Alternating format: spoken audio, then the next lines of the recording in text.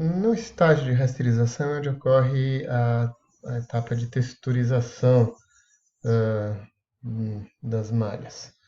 Basicamente, a texturização consiste em aplicar uma cor de um pixel de uma textura no lugar do material de um determinado objeto.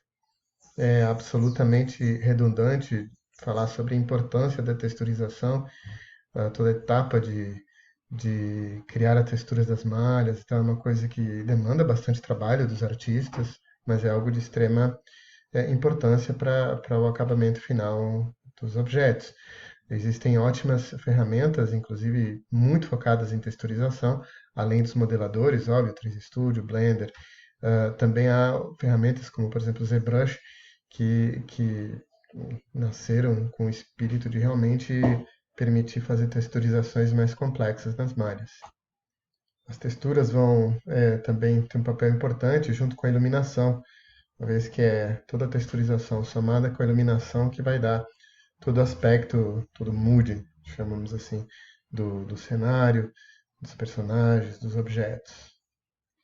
A texturização mais convencional que nós temos é aplicar uma textura 2D, que no caso é uma imagem, sobre uma superfície 3D, seja qual objeto for. Pode ser uma primitiva, como uma esfera, mas ele pode também ser uma, uma superfície mais complexa, como um personagem. Vamos falar já já sobre esse processo de texturização. Outro processo de aplicar texturas é usarmos texturas que chamamos de procedurais e que podem, por exemplo, trabalhar com o conceito de texturas 3D. Neste caso, nós não temos uma imagem, mas nós podemos ter, por exemplo, uma função que gera cores em função de vários parâmetros, como, por exemplo, a própria coordenada XYZ do ponto que está sendo texturizado. A textura, enfim, nada mais é do que uma matriz de pixels. No caso das texturas, os pixels a gente também costuma chamar de texels, que são texture elements, e elas, na verdade, vão poder ser de 24 bits ou de 32 bits. Texturas ou imagens que têm 32 bits, portanto 4 bytes, além do RGB, também vão ter um canal alfa que vai dizer quão transparente ou quão opaco é um determinado ponto.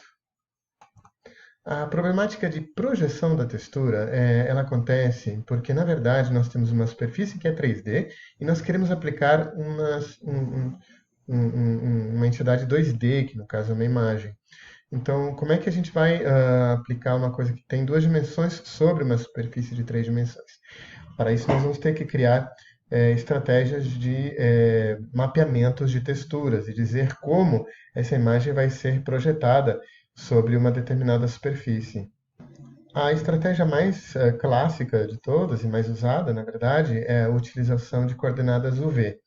Isso significa que para cada vértice de uma malha, nós vamos também ter, além do seu XYZ, uma coordenada UV, que diz que qual é o texel, qual é a coordenada de textura que vai ser aplicada naquele ponto. Então, vejam aqui, nós temos para esse triângulo a coordenada 20 e 5, que é o U20 e V5, que no caso de uma textura corresponde, por exemplo, a este texel que está aqui. 5,60, que seria este, e 50 e 60, que é este. Então, na verdade, nós vamos trazer este texel para cá, este texel para cá e este texel para cá. E na rasterização, os pontos interiores desse triângulo vão ser interpolados, suas coordenadas UV vão ser interpoladas e nós vamos buscar valores correspondentes da textura para preencher aqui. De forma que no final nós vamos ter, né, uma coisa desse tipo. Então, uma malha, de maneira geral, vai ter somente coordenadas de texturas para os seus vértices e o restante vai ser interpolado. É por isso que às vezes a gente vai ter texturas que são que na verdade não tem tanta correspondência com uma projeção. Este aqui é um exemplo onde nós vemos que na verdade a gente colocou todas as partes do personagem numa única textura, mas as coordenadas UV vão mapeando cada parte da malha para uma determinada parte da textura. É trabalho do artista, obviamente, com auxílio de muitas ferramentas, fazer esta correspondência da malha 3D para uma respectiva textura. Já as texturas procedurais, que são texturas geradas por funções, geralmente não precisam de mapeamento de texturas porque nós usamos a informação do próprio vértice para a função geradora de textura. Então, elementos de natureza, como nuvens, como é, fogo, ruídos, coisas assim, até mármore, são coisas que a gente tem funções relativamente bem conhecidas para poder gerar padrões. Bem, o sprite, na verdade, é um caso aí particular de textura, onde o objeto vai estar representado na imagem, na textura. Tipicamente, em sprites, nós vamos ter alfa, para podermos ver o contorno diferente do contorno retangular da imagem. E também pode acontecer nos sprites, principalmente quando a gente usa sprites em jogos 3D, isso não é necessário em jogos 2D, mas quando a gente usa em 3D, a gente pode eventualmente aplicar um operador de rotação de maneira que o sprite esteja sempre apontada, a normal do sprite esteja sempre apontada para o observador. Assim, a gente pode andar e, na verdade, a gente não vai perceber que, no fundo, ele é uma folha de papel na cena.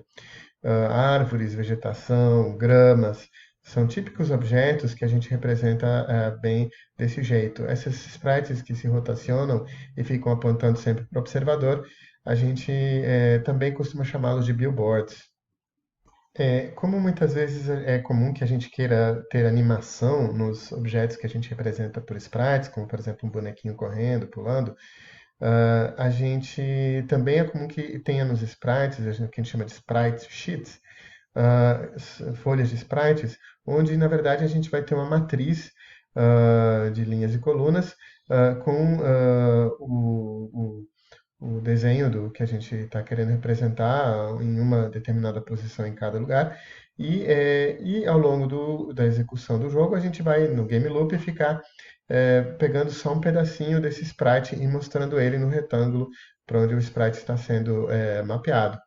E com isso dá a sensação de uma animação dentro do conceito de 2D. Os engines 2D e engines que permitem que façamos jogos 2D vão ter vários recursos para a gente poder manipular com certa facilidade esses sprite sheets.